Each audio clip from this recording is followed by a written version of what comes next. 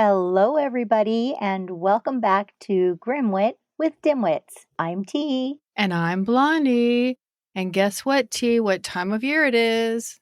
Oh, I have no idea. Please tell us, what time of year is it, Blondie? It's holiday time. And this December, what we decided to do, because we know how busy everyone is, including ourselves, we are going to give you shorter episodes. So when you need your Grim Wit fix, you can do it on the quick. That's right. Just there you go. There it is. Boom, boom. All right, crazy. So yesterday, I know you had a procedure. How did that go?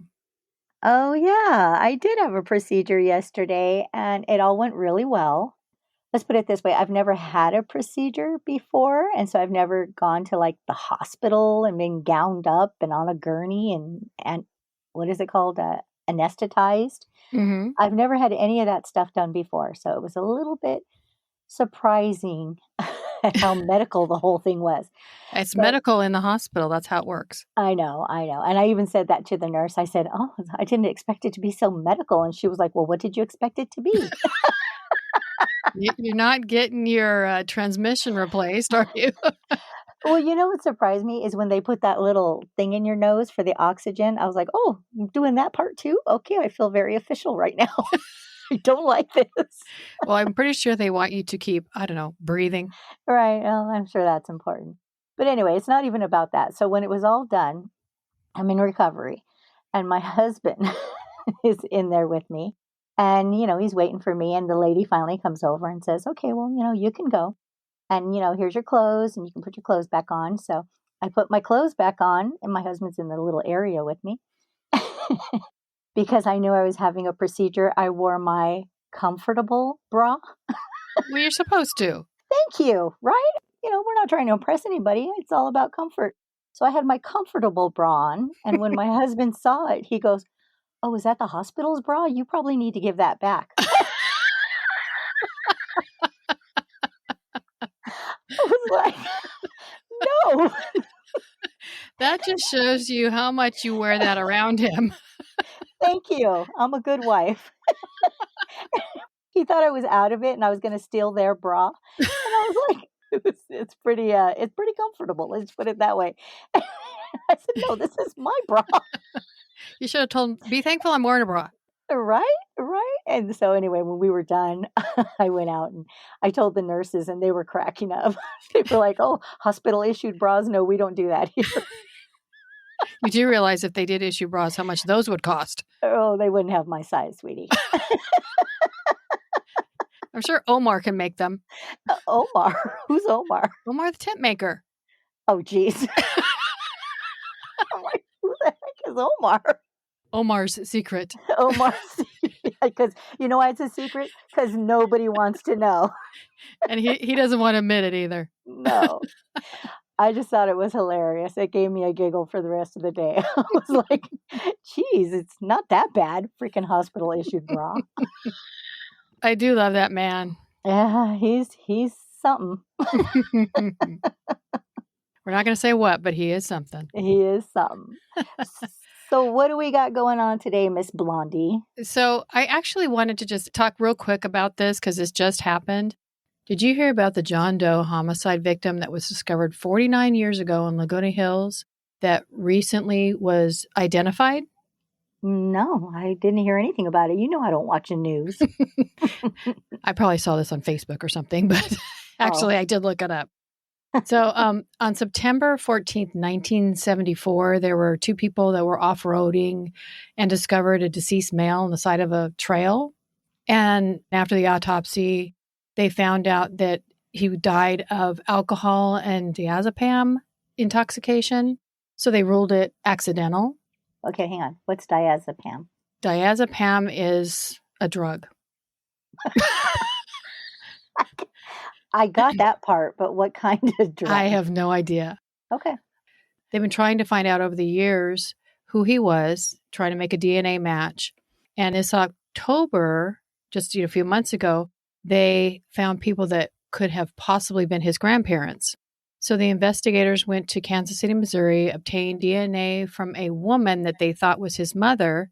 They got a match, and he was identified as Michael Ray Schlicht of Cedar Rapids, Iowa.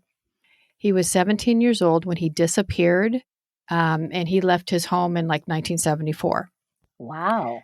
Yeah, so 49 years later. But here's the, I don't know if you want to say interesting, but the strange part about it. Officials believe that Michael may have been a victim of Randy Kraft. Oh, wow.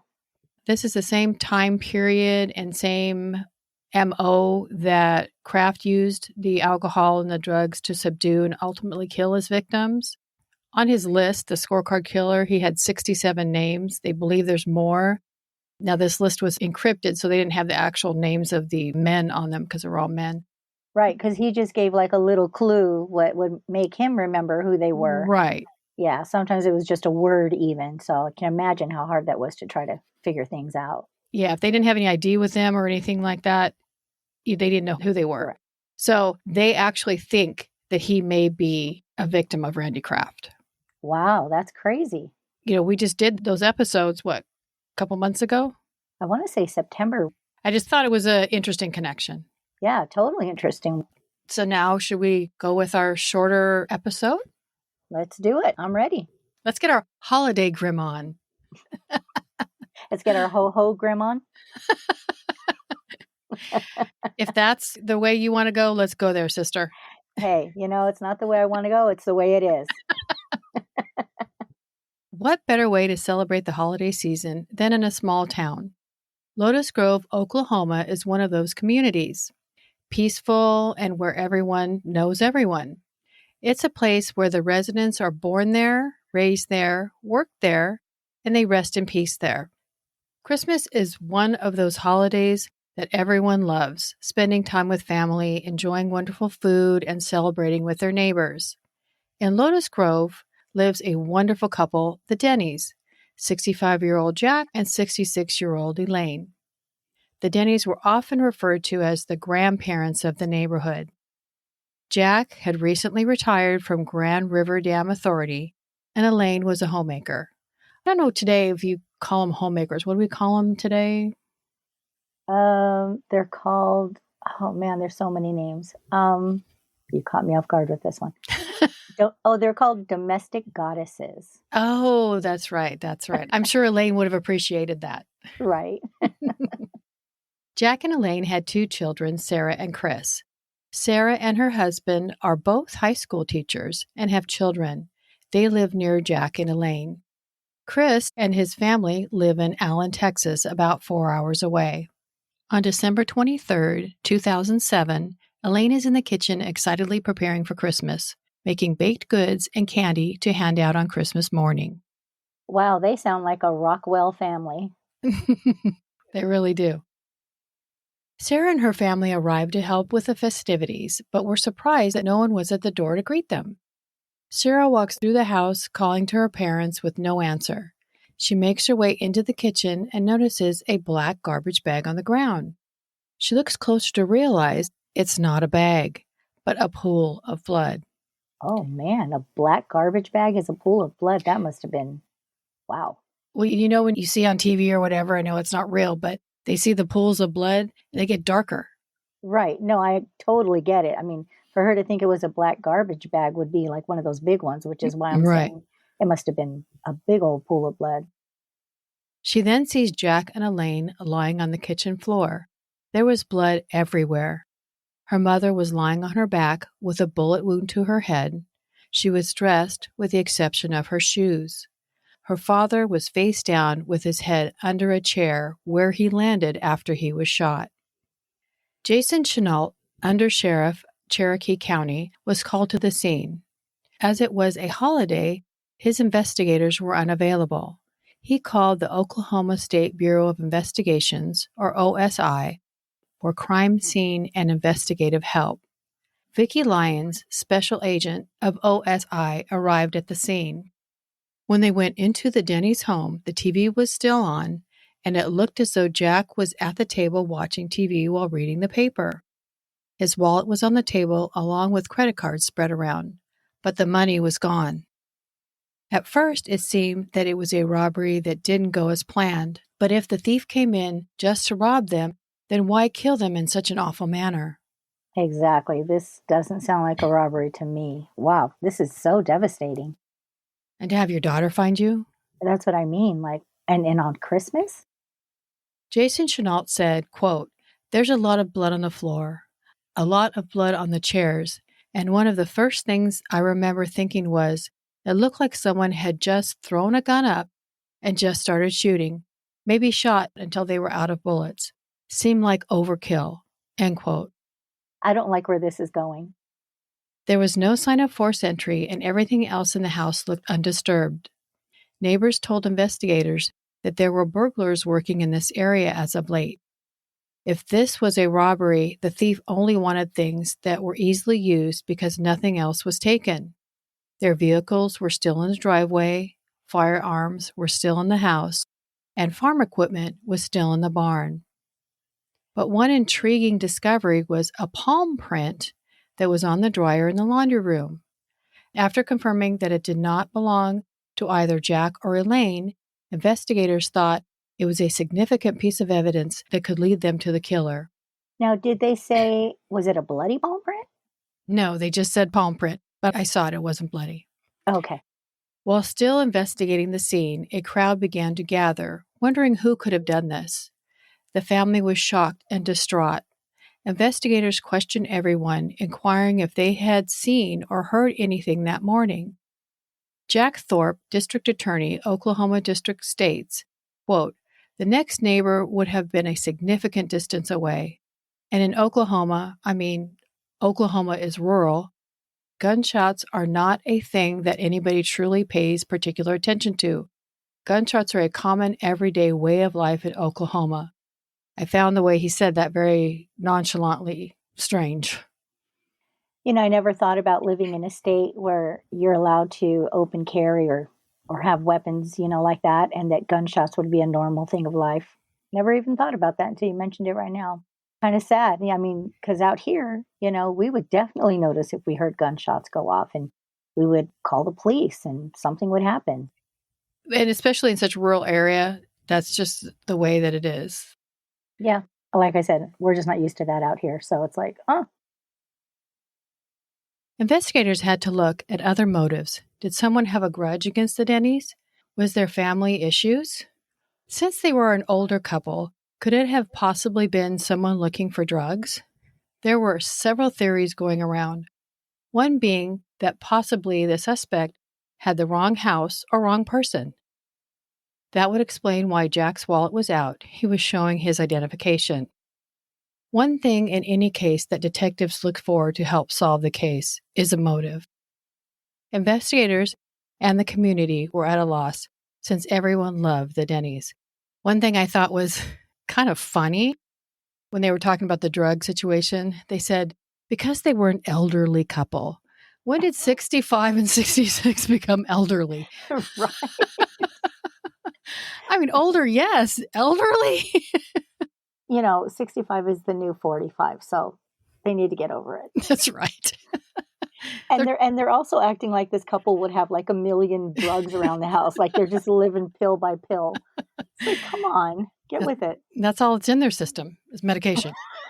Right. It's like the Jetsons. They're just popping pills every day. Go, boop, boop, boop, boop, boop. That's their meal every day. That took me a minute to get that, but now I know where you're going with that. Well, you know how they used to order their food? Yeah. They were pills and then they turned into food. Why don't we have that? You know what? I would freaking love that. That would be amazing. I also want that mask when she answers the phone. She just has like her pretty face mask and she just puts it on because she looks all raggedy. And she does like that old school FaceTime. Right. And she can put on her fancy bra instead of her hospital bra. Right. Her blingy bra. That's right. Because company's coming over. Instead of that hospital issued rag. So let's continue. While detectives are still questioning everyone outside, someone shows up at the crime scene. The couple's nephew, Billy Scott. Billy saw Jack and Elaine every day. He lived close by, would bring them their newspaper and just check on their well-being. He shockingly told detectives that he was probably the last person to see them alive. Quote, "The investigators thought that this seemed odd his mannerisms, the way he spoke. He told them, I was the last person to see them. When somebody does that and they inject themselves into an investigation like that, that always causes police to think, why are they telling us that? End quote, recalled Jack Thorpe. I would question why he's inserting himself as well because, I mean, I'm sorry, there's just too much true crime on TV for people not to know that's a bad idea. And I think originally they were thinking maybe he's just trying to be helpful. Yeah, but it seems like the people who are trying to be helpful, I mean, that's like double red flag. You're trying to be so helpful to maybe get your name off of, the suspect list. I'm just saying, keep your mouth shut. They say, you're lying, don't leave details. The fewer details, the better. I've told you that, sister. You need to listen to me. Okay. They brought Billy back to the sheriff's station for a formal interview based on his strange statement. Billy had a love for firearms, and during his interview with Vicki Lyons, he stated, I have a bolt-action .44. Vicki asks, is that a muzzleload? Billy, no, that's a .44 Ruger carbine that holds 5 rounds and is about this long. Of course, you have to imagine doing fingers. Do we though? And then he said, and I own 3 of them. I sure hope he isn't the killer because he is volunteering quite a bit of information. Yeah, a little too much volunteering of information there, buddy. Again, zip it. Billy is then put through a polygraph to go over his whereabouts not only that morning, but the week leading up to the murders. He passed the polygraph and was extremely cooperative, even offering to bring his guns in for detectives to look at. Billy, along with other family members, were questioned, and none of them were considered suspects. Interesting. Still looking for anyone or any reason to kill the Denneys, detectives take a deeper look into the Denneys' friends and old co-workers. Jack Denny was a supervisor before he retired. This required him to reprimand employees of the company. One day, he had to report a violation of his supervisors, which brings up a theory that the Denneys were murdered as retribution due to Jack's whistleblowing. But like the other theories, this one leads nowhere. Several weeks have passed since the Christmas massacre. The police were frustrated with no answers, no suspects, and nowhere to look. The community was in a state of horror and fear.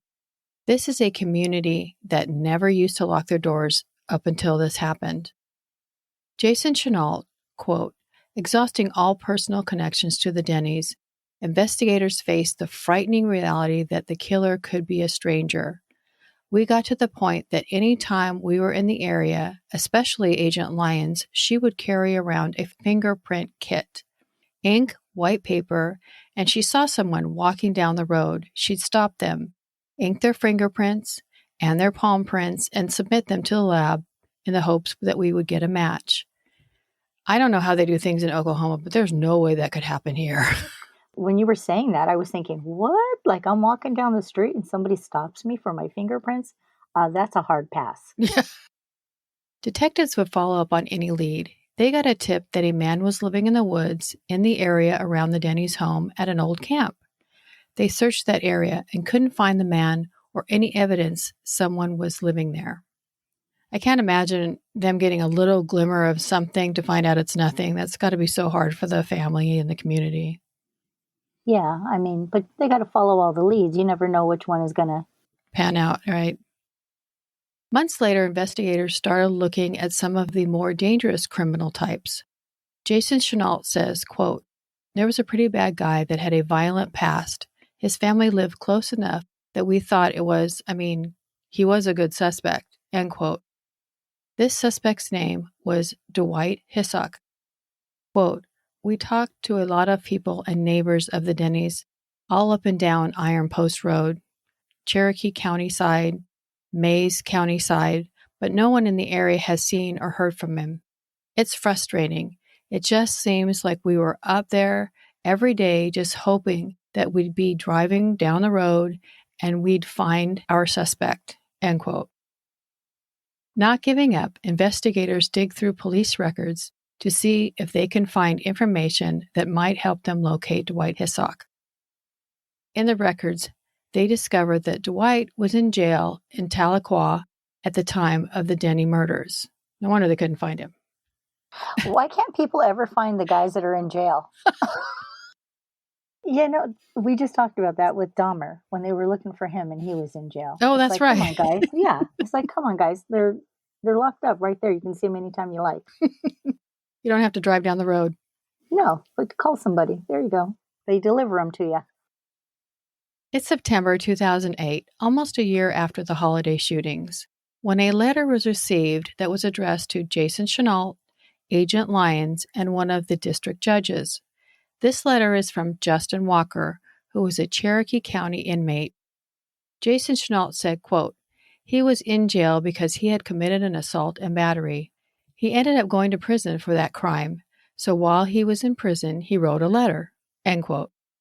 Jack Thorpe followed up, quote, "And in this letter, he lists out that he had actually killed Jack and Elaine Denney." End quote. Oh, that's interesting. Why would he do that? Because he was in jail and bored. But I mean, he's just offering this info. Okay. I'm just going to accept it. You're in jail for assault and battery, and then you just confess to 2 murders? What's his motivation? Maybe guilt. Wouldn't that be nice? Mm-hmm. There's a concept for you. Could this be the break they were waiting for? Or was it just too good to be true? The letter laid out some information that was accurate. However, some of it was not. Just because someone said they killed someone doesn't mean they did. The detectives need proof. Under Sheriff Jason Chenault and Agent Vicki Lyons went to McAllister to the state penitentiary to interview Justin Walker. Agent Lyons: "Justin, you remember me? We got your letter. So you said the guy came to the door and you came around with your gun, and then what happened?" Walker: "Shot him." Yeesh. Okay, man, a few words. Lyons: "Okay, what did you say about the woman?" Walker: "She came in from the kitchen area." Lyons: "And what did you do when she came in?" "Shot her." Okay. It's not a laughing thing, but okay, keep going. Okay. Jack Thorpe stated, quote, "Justin Walker was a troubled youth from Tahlequah, Oklahoma. He seemed to be always in trouble. He had some mental issues and he was always in and out of jail." End quote. Justin Walker was asked if he remembered the inside of the house, if he could draw some details. His drawing of the layout wasn't exactly perfect, but detectives felt it was enough to make Walker a suspect. Detectives started working on the case, trying to connect the dots with the Denneys and Justin Walker, but there was no evidence. Remember the palm print? They compared the one from the dryer to Walker's, and to their dismay, it did not match. Without the evidence, the district attorney was unable to go forward with it. Quote, "Law enforcement had to have concern about a false confession.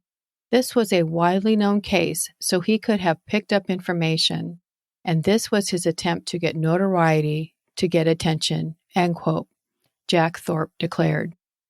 Over 4 years had passed since the brutal Christmas-time murders of the Denneys, and in June 2012, investigators were told that Justin Walker was being released from prison. Investigators had Walker go to the Oklahoma State Bureau of Investigation office to interview him again. During the interview, Walker recanted everything, telling Lyons and Chenault that he didn't remember telling them the information. Chenault remembers, quote, "That's a kick in the gut, you know? You've got this guy who confessed and he takes it away." End quote. God, no kidding. He's just playing with their emotions at this point. I believe when he said maybe trying to get some attention or notoriety. I can see that. Oh, yeah. He's French fry short of a Happy Meal because he's only in jail for assault and battery, and he's going to confess to 2 murders. So, yeah, that's pretty insane. December 2012, another 6 months with no answers, when surprisingly, Agent Lyons gets a phone call she's been waiting for. She said, quote, The lab called me expecting that I would be very excited that we finally identified these prints. And they told me the name, and it took me about 30 seconds to realize, I know that name, end quote. 5 years of investigating and hoping at every turn they'd figure out who the killer was, and now they have the name of a person whose palm print was on the dryer. It actually belonged to the funeral director who removed the bodies from the scene. Apparently, he did not put his gloves on until he was already in the Denney house and stumbled on his way in using the dryer to steady himself. His print came up when he recently filed for a concealed firearms carry permit. What are the chances? Little disappointing. Very disappointing, but I mean, shouldn't he have said that he touched something there? Maybe he didn't even think about it or realize it. Who knows? Yeah, but boy, they've been working with that all this time. And one thing she did say is that even though they figured out who it was, at least now they know that it wasn't a suspect's. Right. That was a good thing to them on a certain level. That makes sense. Once again, the investigation stalls, and they are back to square one. In frustration, Lyons says, quote, "You constantly think that something's going to happen, and sometimes over the years things happen where people will finally come forward and make a statement. That somebody goes through a divorce and someone will come forward and make a statement. Or one criminal will upset another criminal, somebody will come forward and make a statement. So you just keep holding out for that," end quote. As more Christmases go by, John Copeland, family friend, laments, quote, "Every year at Christmas, I make sure that we got their pictures set out and we light a candle. They did not deserve that, of all people out there in this world. And I hate to see anybody go, but they sure didn't deserve what they got," end quote. No, they did not. No.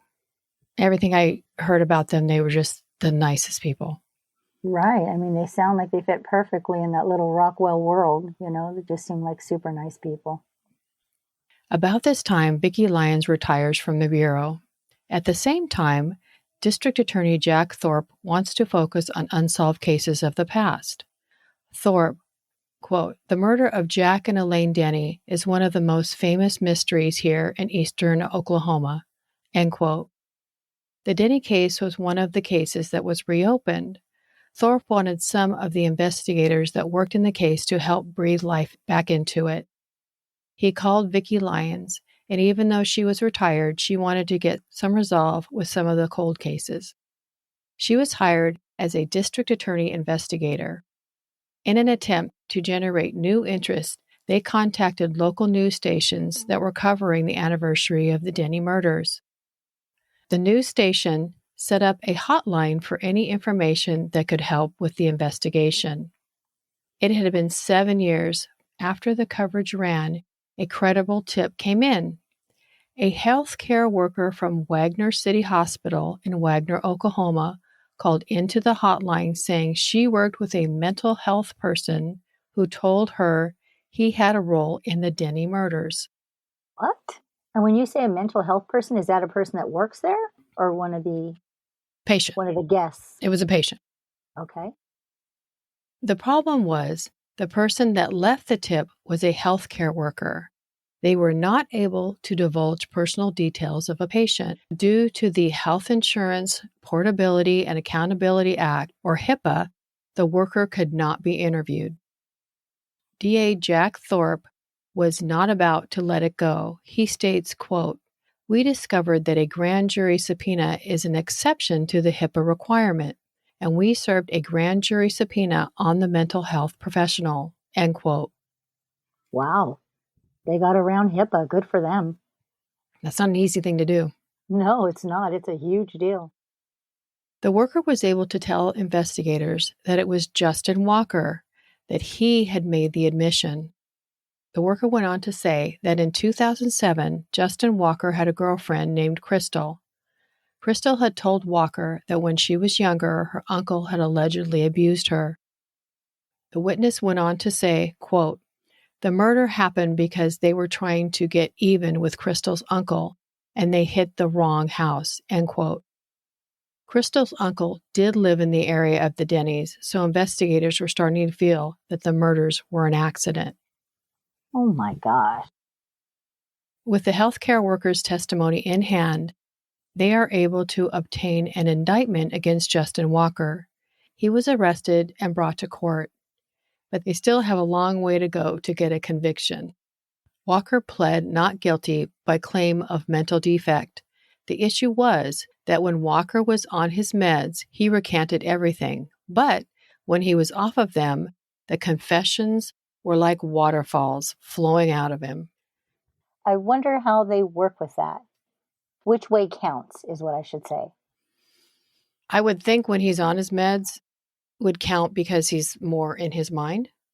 See, and I would think it's when he's not on his meds because they could say he's drugged up. But I know the meds are supposed to help clear his mind, but he's still medicated at that point. That's interesting. Good point.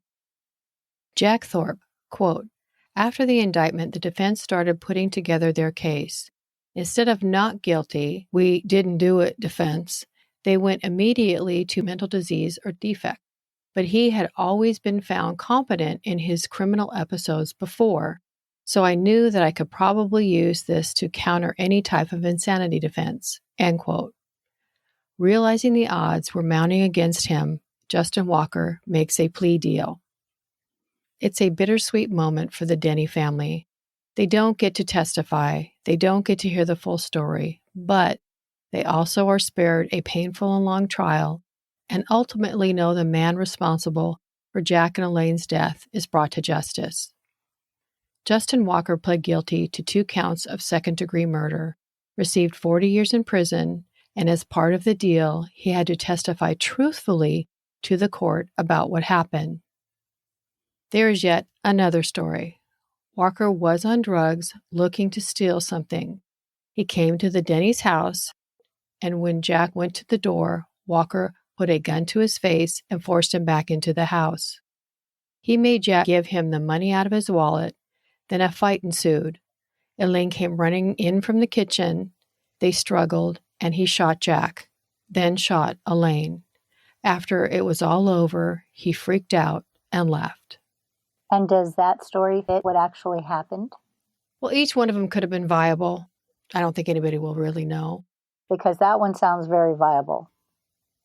Jack Thorpe recalls, quote, I think that Justin Walker did go to the wrong home, and he was trying to do something for his girlfriend to impress her. He stole money and ultimately didn't want any witnesses, so he killed them, end quote.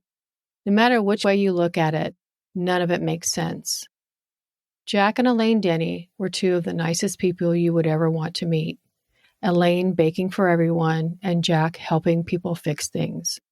A close friend sadly said, quote, Christmas is supposed to be about giving, not taking. Heaven gained 2 angels, end quote.